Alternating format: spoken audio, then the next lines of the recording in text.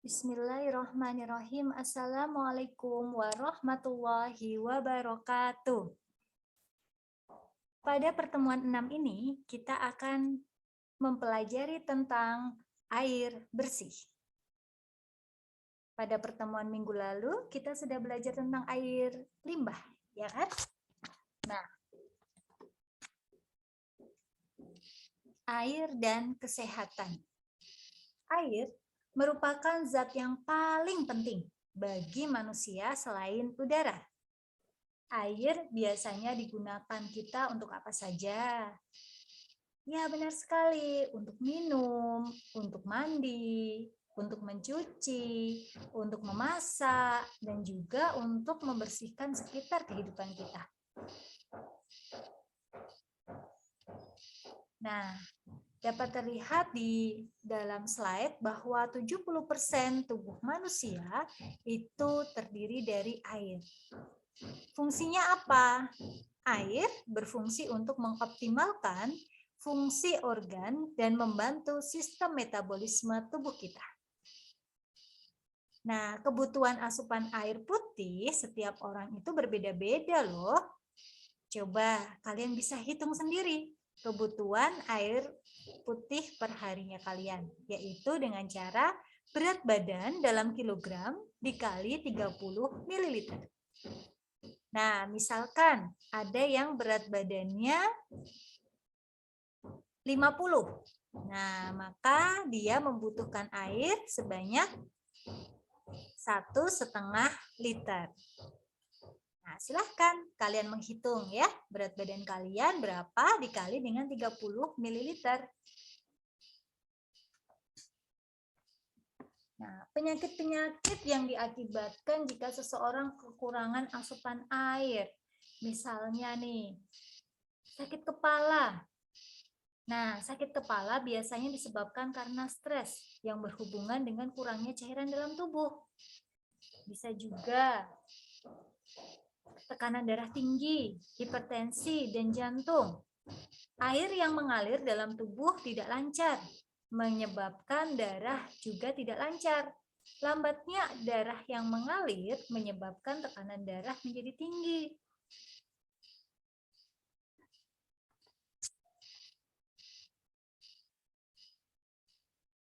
Nah, ini dapat terlihat ya, bahwa otak kita membutuhkan air. Jadi air yang ada di dalam tubuh kita itu 83%-nya itu ada di otak kita.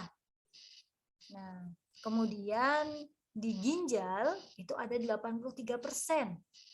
Di paru-paru ada 85%, di darah, nah ini banyak ya, 94% darah itu berupa cairan.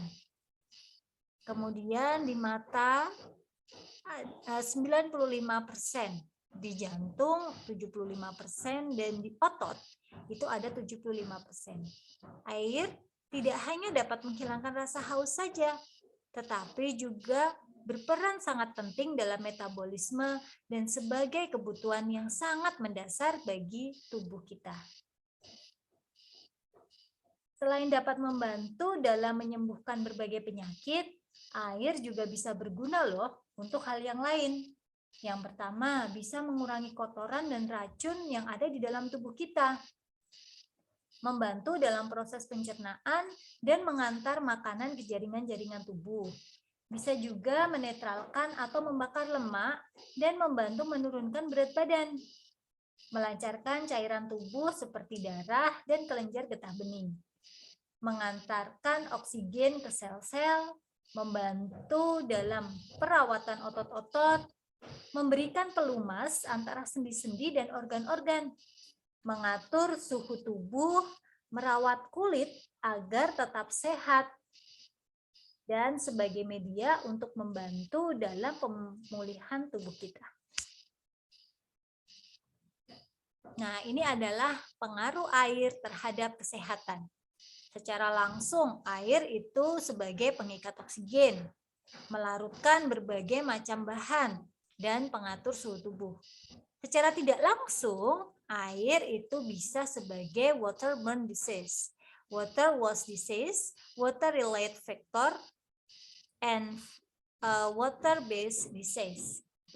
Nah, di sini air secara tidak langsung juga dapat sebagai penyebar bakteri patogen, sebagai sarang insekta penyebar penyakit. Nah, jika jumlah air kurang mencukupi, maka manusia tidak dapat membersihkan dirinya dengan baik. Nah, air juga bisa sebagai sarang hospes sementara penyakit.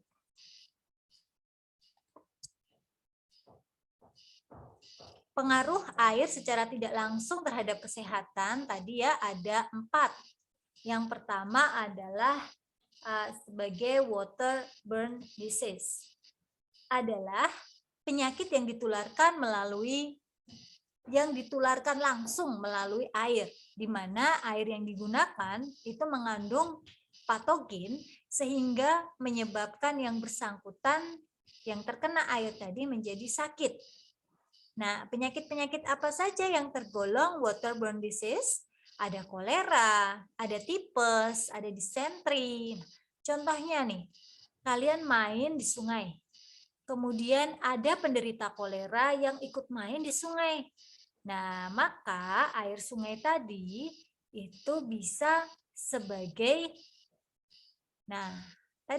penyebab penyakit. Jadi kalian main di sungai, kemudian ada penderita kolera yang main juga di sungai tersebut. Nah, maka kalian bisa tertular kolera. Nah, di sini air itu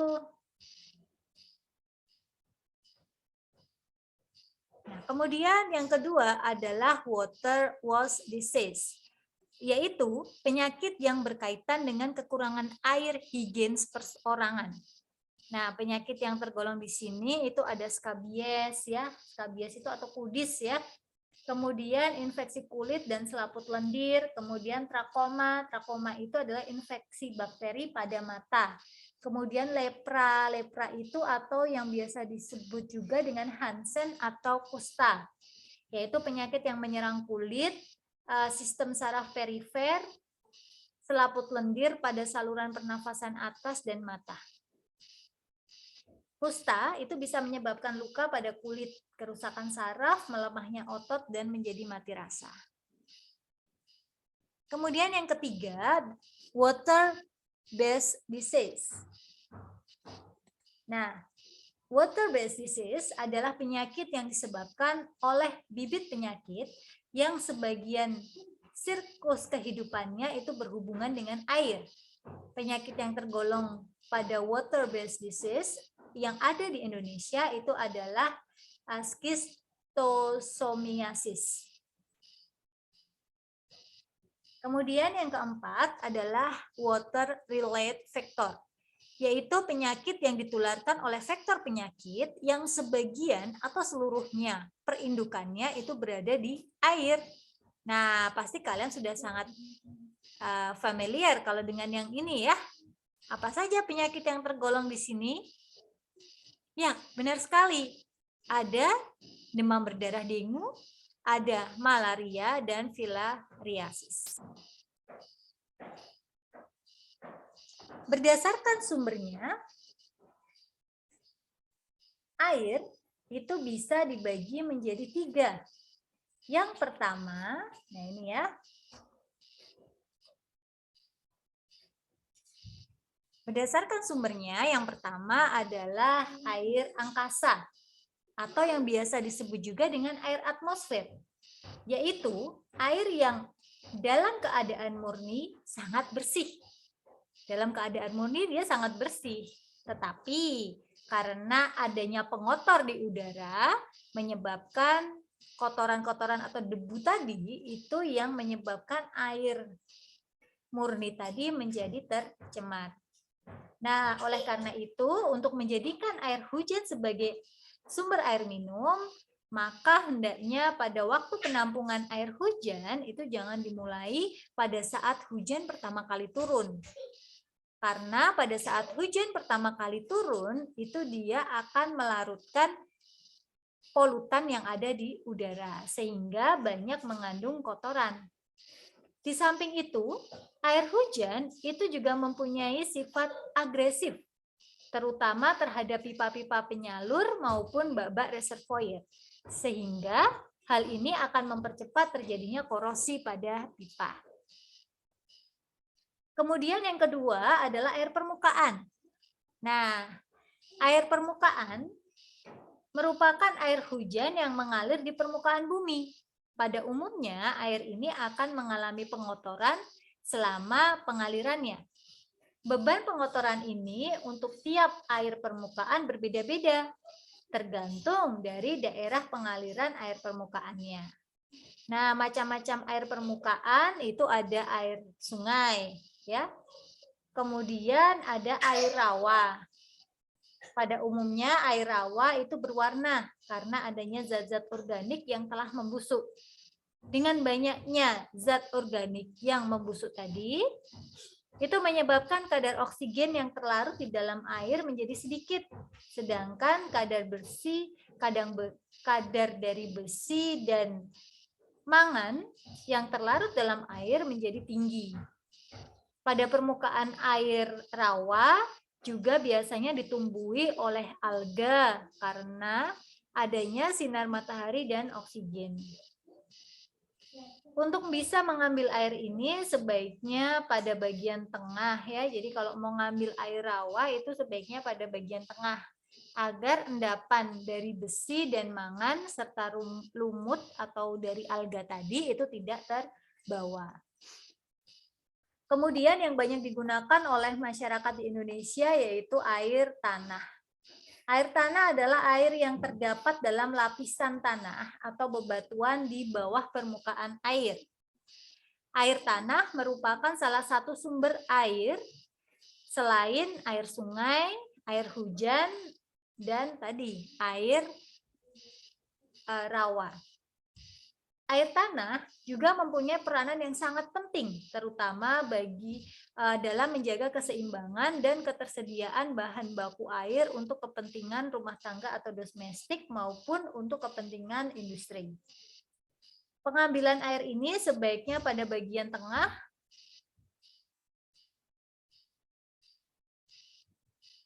Nah, air tanah itu ada air tengah dangkal, ada air tanah dalam, dan ada air laut.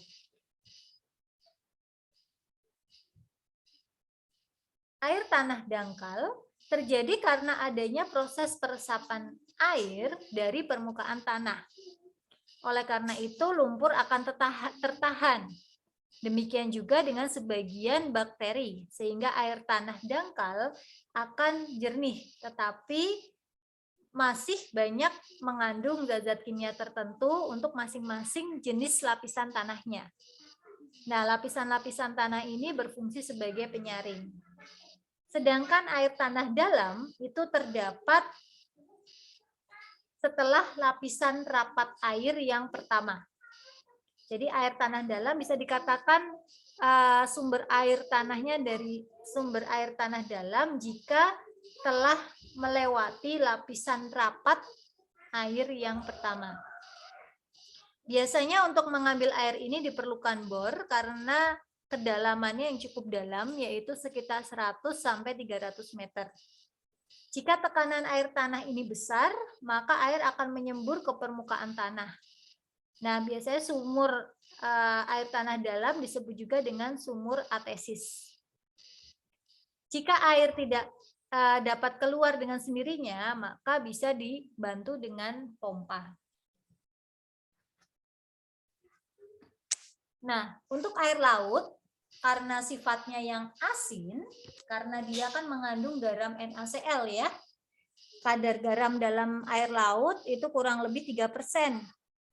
Dengan keadaan ini, maka air laut mempunyai syarat untuk menjadi air minum, yaitu bisa digunakan sebagai air minum jika sudah diolah terlebih dahulu.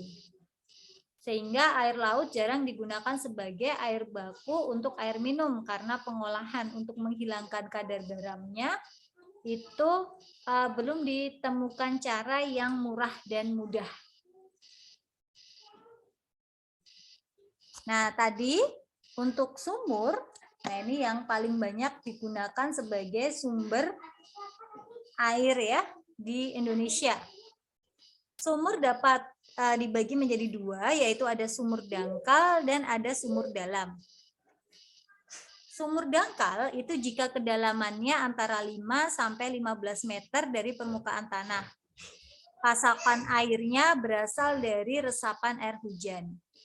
Kelemahannya, untuk sumur dangkal itu mudah terkontaminasi oleh air limbah yang berasal dari aktivitas keseharian, seperti tadi ya, tercemar dari air mencuci, tercemar dari mandi, bahkan tercemar dari kakus.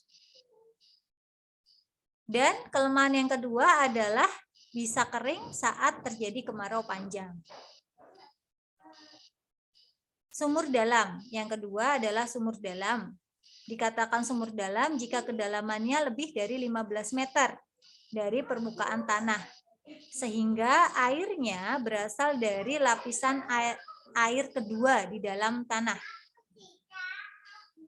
Airnya telah mengalami proses purifikasi secara alami oleh lapisan kulit bumi dari permukaan air menjadi air tanah. Dari air permukaan menjadi air tanah. Sehingga kelebihannya adalah sumber airnya tidak terkontaminasi serta secara umum telah memenuhi syarat sebagai air sanitasi.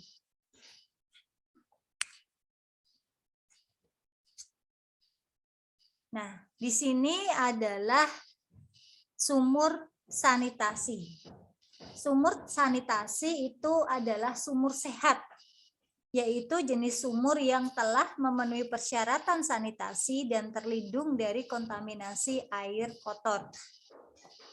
Nah, jadi kalian bisa memperhatikan nanti jika ingin membuat sumur, itu usahakan untuk membuat sumur sehat atau sumur sanitasi. Apa saja syaratnya? Yang pertama, lokasi sumur harus bebas banjir. Kemudian yang kedua, jarak sumur minimal 10 sampai 15 meter dan harus lebih tinggi dari sumber pencemar. Sumber pencemar itu bisa dari sapi tank, bisa dari kakus, bisa dari kandang ternak, bisa dari tempat sampah. Kemudian yang ketiga, dinding sumur harus kedap air agar tidak terjadi perembasan air atau pencemaran maupun dari bakteri. Kemudian yang keempat, bibir sumur yang berada di atas tanah harus kedap air dengan ketinggian minimal 70 cm untuk mencegah pengotor dari air permukaan dan untuk keselamatan. Kemudian yang kelima, lantai sumur dapat disemen atau di keramik yang kedap air kurang lebih 1,5 meter lebarnya dari dinding sumur agar pencemar tidak dapat masuk ke sumur. Lantai dibuat agak miring dan ditinggikan 20 cm dari atas permukaan tanah. Jadi jika menggunakan ember untuk menimba atau untuk mengambil air, ember itu tidak boleh diletakkan ke lantai. Ember harus diletakkan di atas atau digantung.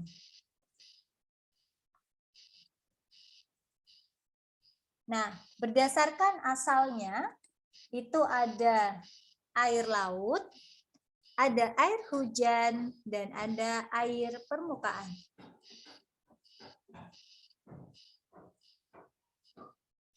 Ada air tanah dan ada mata air. Penggolongan air berdasarkan peruntukannya. Air golongan A adalah air yang dapat digunakan sebagai air minum secara langsung tanpa pengolahan terlebih dahulu. Biasanya air golongan A itu air dari mana ya? Iya, benar sekali, yaitu air dari mata air. Nah, kemudian golongan B adalah air yang dapat digunakan sebagai air baku untuk diolah sebagai air minum dan kebutuhan rumah tangga. Contohnya tadi air sumur ya. Dia bisa digunakan sebagai air baku, air minum, tetapi harus diolah terlebih dahulu. Kemudian air golongan C adalah air yang dapat digunakan untuk keperluan perikanan dan peternakan.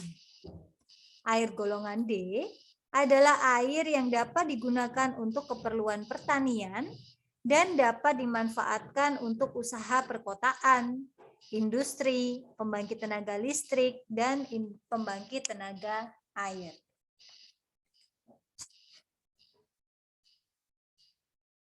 Dalam penyediaan air bersih bagi masyarakat harus memenuhi 3K.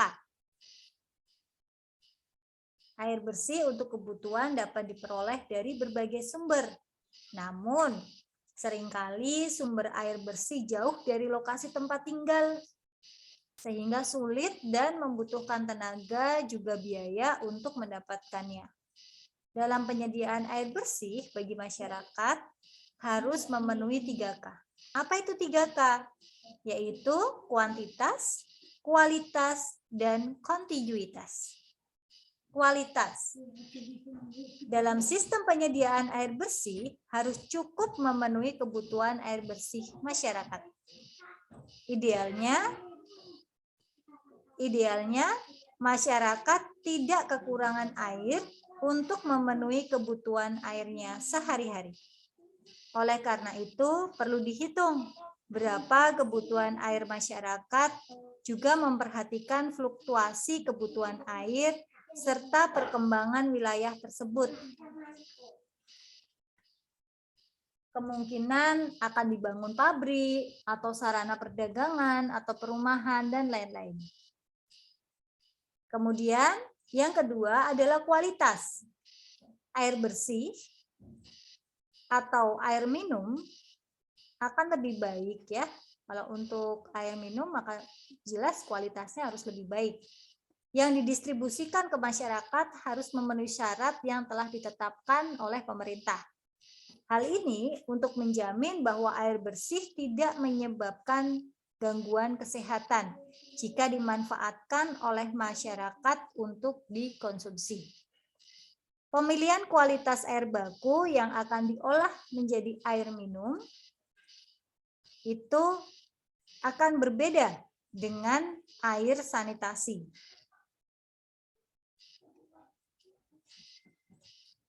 Kualitas air baku akan mempengaruhi tingkat pengolahan air baku untuk memenuhi kualitas air bersih atau air minum.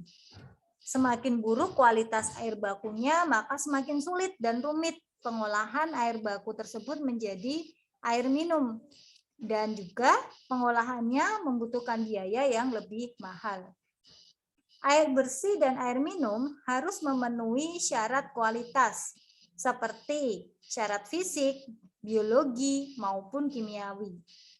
Syarat fisik itu yang bisa kita lihat dengan indera kita, seperti dapat dirasakan, dicium ya. Secara fisik, air harus memenuhi syarat yaitu tidak berwarna, bening atau jernih ya. Kemudian tidak keruh. Artinya bebas dari lumpur ya, tidak berbusa ya, tidak berasa, tidak berbau ya. Jadi tidak ada bau seperti belerang, bau besi ya atau logam. Kemudian tidak bau amis, bahkan tidak boleh bau busuk ya. Air yang bersih dan sehat akan memberikan manfaat bagi kesehatan masyarakat. Di samping dari aspek penyakit, air juga sangat penting untuk aspek kebersihan diri dan higienis perorangan.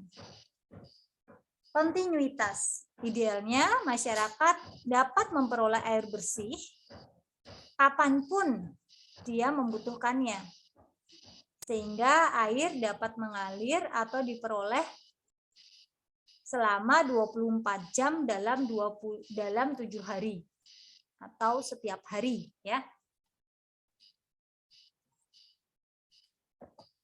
Nah, dalam peraturan pemerintah Republik Indonesia tahun nomor 122 tahun 2015 tentang sistem penyediaan air minum, di sini dijelaskan bahwa air baku untuk air minum rumah tangga adalah air yang berasal dari sumber air permukaan, air tanah, air hujan, dan air laut yang memenuhi baku mutu tertentu sebagai air baku untuk air minum. Sedangkan air minum adalah air minum rumah tangga yang melalui proses pengolahan atau tanpa proses pengolahan yang memenuhi syarat kesehatan dan dapat langsung diminum. Nah, di sini ada Peraturan Menteri Kesehatan Permenkes nomor 492 tahun 2010. Ini untuk syarat kualitas air minum. Air minum adalah air yang melalui proses pengolahan atau tanpa proses pengolahan yang memenuhi syarat kesehatan dan dapat langsung diminum. Air minum aman bagi kesehatan jika memenuhi syarat fisika, mikrobiologi, kimia, dan radioaktif. Nah, nanti akan saya share Permenkes nomor 492 tahun 2010. Ini untuk persyaratan standar baku mutu kualitas air minum, ya. Jadi nanti kalau dalam soal itu ada tentang standar kualitas air minum, maka yang digunakan adalah Permenkes nomor 492 tahun 2010. Kemudian yang kedua adalah Permenkes nomor 32 tahun 2017. Ini untuk standar baku mutu kesehatan lingkungan dan persyaratan kesehatan air untuk keperluan higien sanitasi, kolam renang, solus per aqua, dan pemandian umum. Jadi kalau ini itu biasa digunakan untuk mencuci, untuk mandi. Nah, sedangkan kalau yang Permenkes nomor 492 tahun 2010 itu yang untuk persyaratan kualitas air minum. Kalau untuk higien sanitasi itu Permenkes nomor 32 tahun 2017. Jadi standar baku mutu kesehatan lingkungan adalah spesifikasi teknis atau nilai yang dibakukan pada media lingkungan yang berhubungan atau berdampak langsung terhadap kesehatan masyarakat. Air untuk keperluan higien sanitasi adalah air yang kualitas tertentu yang digunakan untuk keperluan sehari-hari, yang kualitasnya berbeda dengan kualitas air minum. Nah, ini ya. Ini juga nanti akan saya share Permenkes nomor 32 tahun 2017. Nah, terima kasih. Nah, setelah ini jangan lupa tulis nama dan NIM di kolom komentar, lalu dikerjakan soal evaluasinya ya. Untuk Permenkes nomor 492 tahun 2010 dan Permenkes nomor 32 tahun 2017 akan saya share di WA Group. Terima kasih. Wassalamualaikum warahmatullahi wabarakatuh.